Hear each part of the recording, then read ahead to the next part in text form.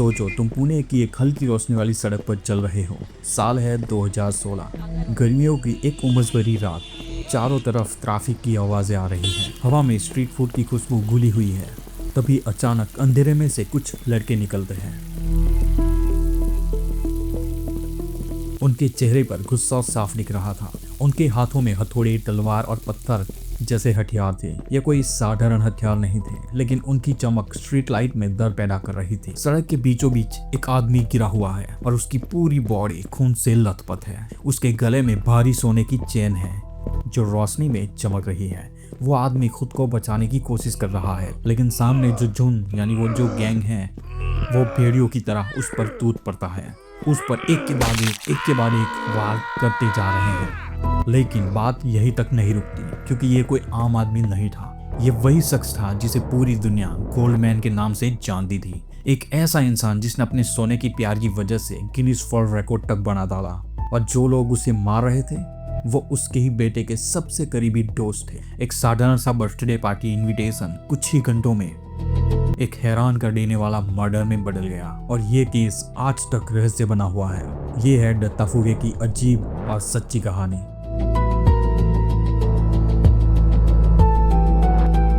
तो मैं बोला अगर सोने का शेड बन के मेरा पूरा भारत में नाम होता रहेगा तो मैं जरूर बना। हमारा टारगेट था 2-2.25 किलो तक वो शेड पूरा होना चाहिए। लेकिन जैसे बोलते हैं ना, 1 मीटर का कपड़ा लेके शेड नहीं बनता, उसको जॉइन नहीं लगता है, वैसा ये शेड का हुआ। 2-2.5 किलो का शेड बनने से वो 33। एक ऐसा आदमी जिसने अपने सोने को अपनी पहचान बना दी, लेकिन यही सोना उसकी मौत की वजह भी बना। दत्ता फुगे पुणे का रहने वाला था। हम पुणे के बारे में जानते हैं जिसे ऑक्सफोर्ड ऑफ द ईस्ट कहा जाता है, क्योंकि यहाँ बड़ी बड़ी यूनिवर्सिटी और कहीं पढ़े लिखे लोग रहते हैं। लेकिन दत्ता का इंटरेस्ट पढ़ाई में नहीं था। उनका दिल किसी और चीज में बसता था। बचपन से ही उसे सोने में अजीब सा लगाव था। उसके लिए ये सिर्फ एक इन्वेस्टमेंट नहीं था, ये उसकी पहचान थी। उसने एक इंटरव्यू में कहा था, मुझे सोना बहुत पसंद है। ये सिर्फ मेटल नहीं है, ये पावर है, स्टेटस है, ये मैं हूँ। अपने 40s तक पहुंचते दत्ता फुगे ने अपनी जिंदगी इसी जुनून के इर्द गिर्द बिता दी। वो एक चीट फंड कंपनी चलाता था, यानी एक ऐसा बिजनेस जहां हर महीने लोग अपना पैसा जमा करते हैं और फिर किसी एक को लॉटरी या बिडिंग के जरिए वो पूरा अमाउंट मिल जाता था। ये भरोसे का खेल था। आत्मविश्वास और करिश्मे की वजह से लोग उस पर ट्रस्ट करने लगे। वो ब्याज पर पैसे भी उठा देता था और धीरे धीरे उसने इतनी दौलत बना ली कि वो अपने सपने को सच कर सके। जरा इमेजिन करो दत्ता फुगे एक आम दिन में कैसे दिखते होंगे। अपने घर से बाहर निकलते ही अपने गले में मोटी मोटी सोने की चेन, कलाई में भारी ब्रेसलेट और गले में झूलता हुआ एक बड़ा गोल्ड मेलेडियन। वो हर रोज करीब 2 से 3 किलो सोना पहनता था, यानी अपनी बॉडी पर एक छोटे बच्चे जितना वजन डाले रहता था।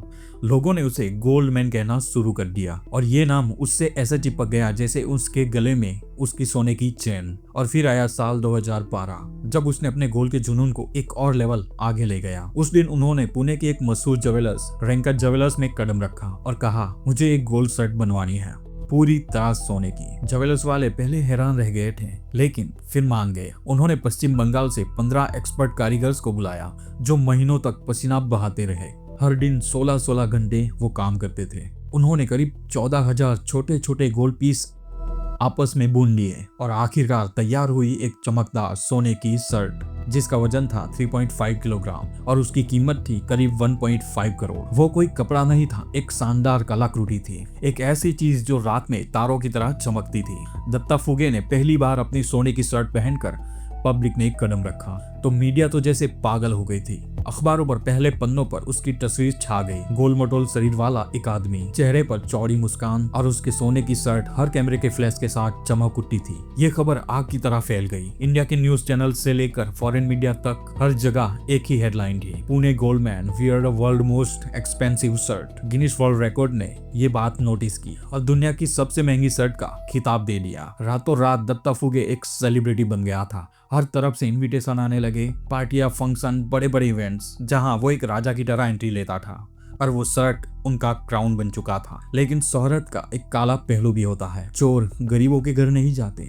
वो खजाना ढूंढते हैं। और दत्ता को ये बात अच्छे से पता थी, इसलिए उन्होंने अपनी सिक्योरिटी के लिए 20 बॉडीगार्ड रखे थे। जो हर वक्त उसके आसपास रहते थे, जैसे उसके गोल्ड के लिए एक शील्ड बना रहे हो। ये बॉडीगार्ड्स रखना ये कुछ सस्ता नहीं था, लेकिन दत्ता के लिए ये कीमत छोटी थी। वो अपनी गोल्ड शर्ट सिर्फ खास मौके पर पहनता था, बाकी वक्त में बस उसका नॉर्मल सोना, वो 3-4 किलो जो पहनता था बस वही पहन के घूमता था। समय बीतता गया, 2013, 2014, 2015। दत्ता का चिट फंड बिजनेस तेजी से बढ़ने लगा। पुणे के सैकड़ों लोग उस पर भरोसा करने लगे। उन्हें लगा कि इतना बड़ा आदमी, इतना पैसे वाला आदमी धोखा नहीं देगा। अब थोड़ा समझो कि चिट फंड असल में होता क्या है। मान लो 20 लोग हैं जो हर महीने 5,000 रुपए जमा करवाते हैं, तो हर महीने कुल 1 लाख रुपए बनते हैं, और फिर हर महीने लॉटरी या बिडिंग के जरिए ये अमाउंट एक आदमी को मिलता है। लेकिन बाकी लोग पैसे भरते रहते हैं जब तक पूरा ये सर्कल खत्म नहीं होता। अगर ईमानदारी से चलाया जाए तो ये सिस्टम फायदेमंद होता है, लेकिन अगर गड़बड़ी हो जाए तो ये पूरा खेल, और दत्ता का खेल अब हिलने वाला था। लोगों में चर्चा होने लगी कि ये पैसे हमें वापस नहीं मिल रहे हैं। मैच्योरिटी डेट निकल रही थी, लेकिन बहाने बढ़ते जा रहे थे। बिजनेस थोड़ा स्लो है, दत्ता बस यही कहता रहता था।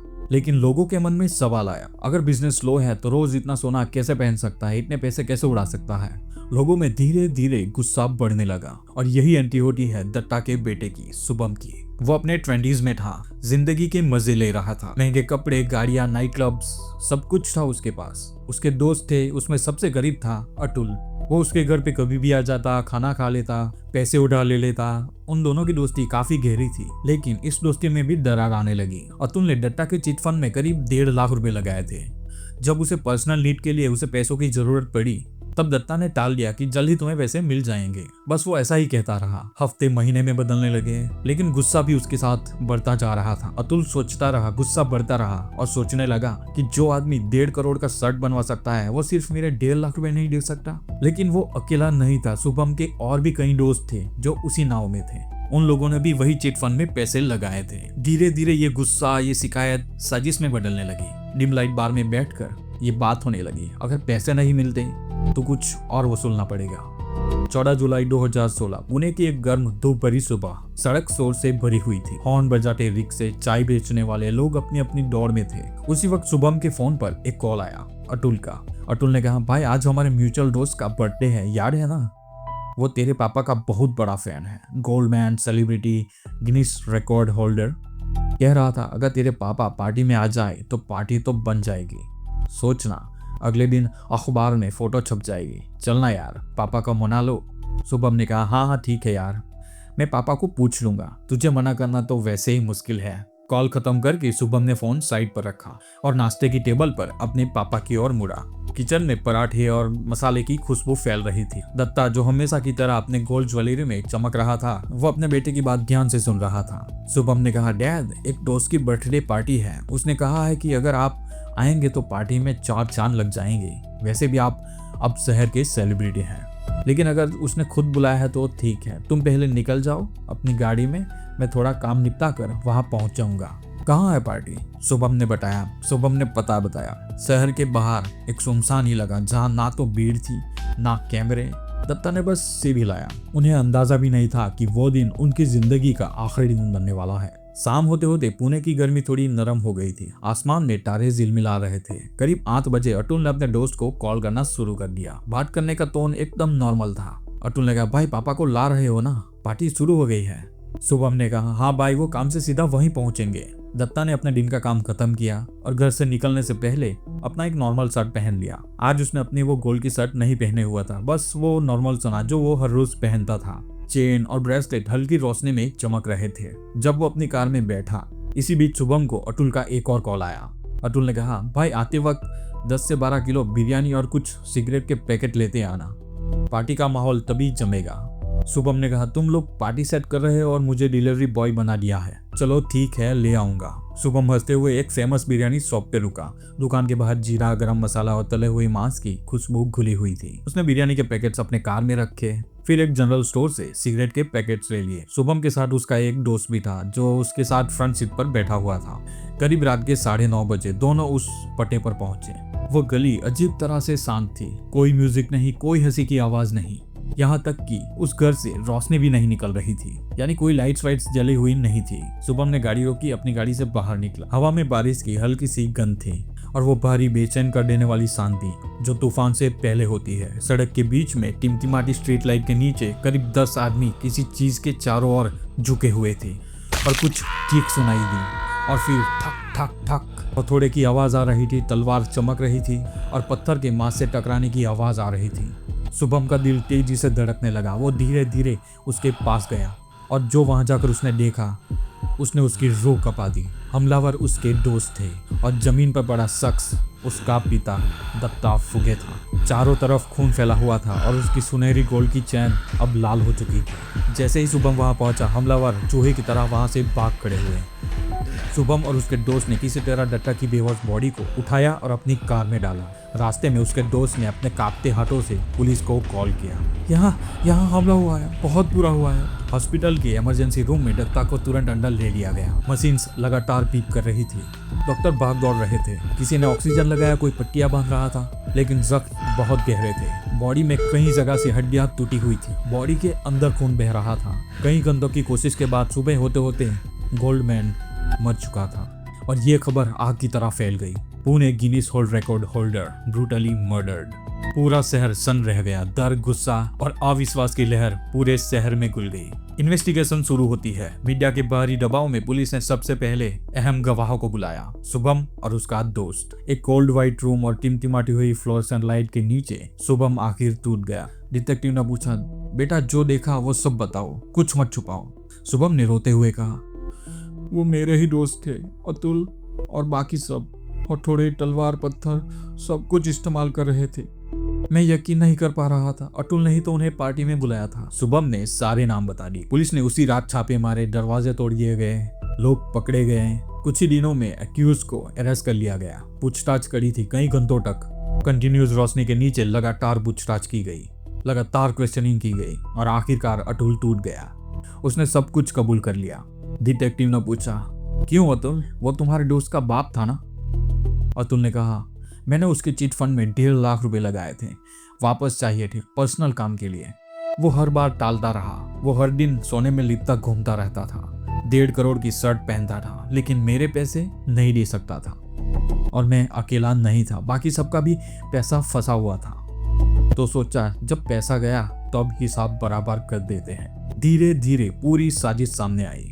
वो बर्थडे पार्टी दरअसल ये एक ट्रैप था। ना केक, ना मोमबत्तियां, बस एक खूनी खेल था। अतुल ने खुद शुभम को बेवकूफ बनाया था। डैड को बोल देना बॉडीगार्ड मत लाएं, बस फ्रेंड्स वाली पार्टी है। और दत्ता जो अपने बेटे पर पूरा भरोसा करता था, अकेले ही निकल पड़ा। वो नहीं जानता था कि सामने उनके ही बेटे के दोस्त ने मौत बिछा रखी है। लेकिन केस यहीं खत्म नहीं हुआ। दत्ता के मौत के 24 घंटे के अंदर उसकी फैमिली ने एक और रिपोर्ट दर्ज करवाई। सोने की शर्ट गायब थी। वो शर्ट जिसकी कीमत 1.5 करोड़ रुपए थी, वो अचानक घर से गायब हो गई थी। पुलिस के लिए ये एक नया सीडर बन गया था। क्या ये उसी गैंग ने चोरी की थी जिन्होंने दत्ता फुगे को मार डाला, या फिर किसी फैमिली मेंबर का उसमें हाथ है? जब पुलिस ने परिवार से पूछताछ की तो उनके बयान हर बार बदलते गए। कभी कुछ कहते, कभी कुछ और। इन्वेस्टिगेशन ऑफिसर ने पूछा, वो गोल्ड शर्ट कहाँ है जो 2012 में कस्टम बनवाई गई थी? फैमिली मेंबर्स ने कहा, वो तो जुलाई के महीने में रेंका ज्वेलर्स के पास रिपेयरिंग के लिए भेजी गई थी, क्योंकि थोड़ी दिक्कत थी उसमें। पुलिस रेंका ज्वेलर्स के पास पहुंची, लेकिन पुलिस को वहां से पता चला 2012 के बाद वो शर्ट यहाँ पर वापस कभी नहीं आई। पुलिस फिर से दत्ता की फैमिली के पास पहुंचती है। इस बार फैमिली मेंबर्स ने कहा कि शायद दत्ता ने किसी ज्वेलर्स के पास वो शर्ट शायद गिरवी रख दी होगी, क्योंकि दत्ता को कई लोगों को पैसा देना था। इसके बाद पुलिस ने ज्वेलर्स दुकानों पे छापे मारे, अपने इन्फॉर्मर्स से पूछताछ की, लेकिन कुछ भी नहीं मिला। आज 2025 में भी उस गोल्ड शर्ट का कोई भी सुराग नहीं है। चोरी हुई या फिर पिघला दी गई, या फिर फैमिली के अंदर ही इस पर कोई साजिश की गई थी। कातिलों को सजा मिली, ज्यादातर को उम्र कैद और कुछ जमानत पर बाहर है।